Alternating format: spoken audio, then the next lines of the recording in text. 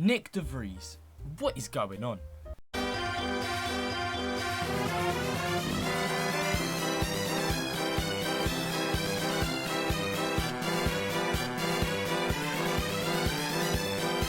He has to go, blood. He has to go, blood. Hey guys, welcome back to another video where in today's video I'll be talking about the possibility of Nyck De Vries being dropped by AlphaTauri within the next few races if he doesn't pick his socks up. Before I get into this, remember to like and subscribe, join my fantasy league and follow my Twitter. Let's get straight into this. Right, so I'm going to start off with where Red Bull have done this before, and now we have to go all the way back to 2007 to start this because my god, Red Bull have been active.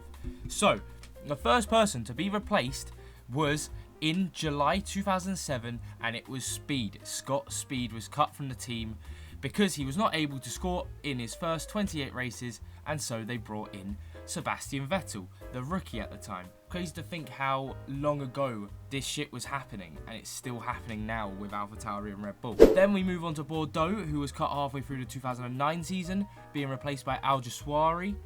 Then Buemi was sacked in 2012 for Ricciardo, but this was at the start of the season, so that wasn't as bad. It wasn't like it was halfway through the season like it was for Bordeaux and Scott Speed. But then we go back to abou, who was then dropped at the same time as Buemi, and then Verne took his seat, but then also got dropped in 2014.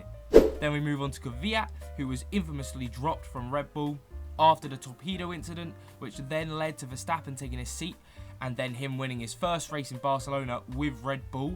Crazy story that was. Then later on in 2017, he was sacked for Hartley, who was then sacked by the end of the 2018 season, again for just poor performances. Then we move on to Gasly, who was demoted to AlphaTauri after a lackluster performance in the Red Bull, for Albon, who was then also dropped after his poor performances for Perez, and that is where we are today. Wow, a lot of drivers. Jesus Christ, Red Bull. The reason this is so worrying for De Vries is a lot of these drivers were sacked halfway through or just at random points during the season.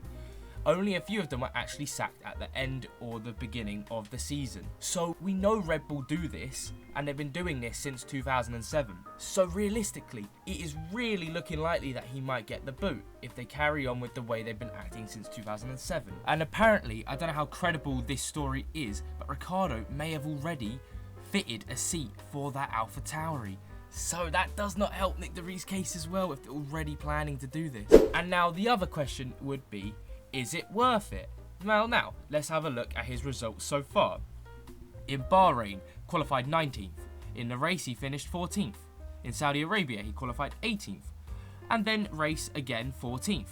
Australia qualified 15th. Race ended 15th. Baku qualified 20th. Race DNF, he crashed out. And then finally, Miami, he qualified 15th and ended 18th.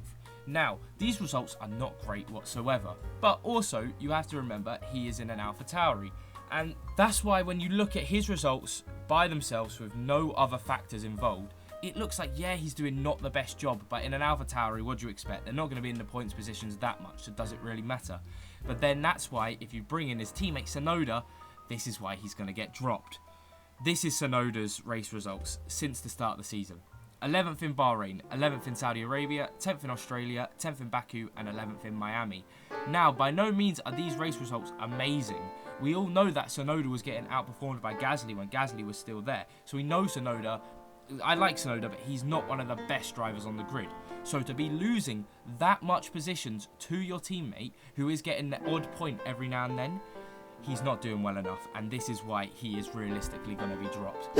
What would this mean for him? Realistically, if he doesn't improve by Monaco, he could be dropped after Monaco, but realistically, if Red Bull are smart about this, it will be Spa, I think, where he's dropped.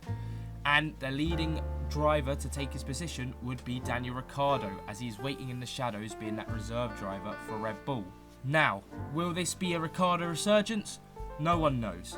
Because, of course, he would have the seat for the rest of 2023, but would he take the seat in 2024, considering his age and knowing that Red Bull like to have their young drivers in AlphaTauri? Possibly not. It really depends on how well Ricciardo does. Say he outperforms Tsunoda, then surely he has to deserve a seat in that AlphaTauri because Red Bull do not want to lose him. So yeah, it will be interesting to see what happens with Ricciardo if he does take his seat. In my opinion, I think he would be staying for 2024 if he does get the seat in 2023. But again, Red Bull are so ruthless. They are such a guessing game with their drivers. But Nyck De Vries definitely does not deserve this seat at the minute. And it's such a shame to see because he is a Formula E champion. And we know that he can drive well.